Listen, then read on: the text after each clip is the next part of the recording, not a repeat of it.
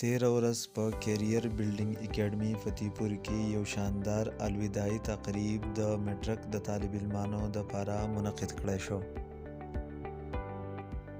په دې موقع طالب علمانو په خپلو خوندورو اوازونو سره ملي نغمې او ترانې پیش کړې چې د تقریب خوند یې دوچن کړو.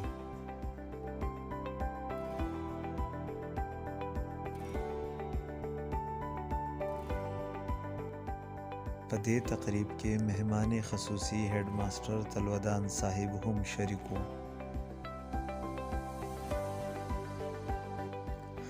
د تقریب په اخره کې کیریر بلډینګ اکیډمي فتحپور ډایرکټر ضیاء الدین، کیریر بلډینګ اکیډمي فتحپور پرنسپل علاءالدین او وایس پرنسپل نیکزاده ماشومان الله په خپل لاس باندې شیلډ ورکړل.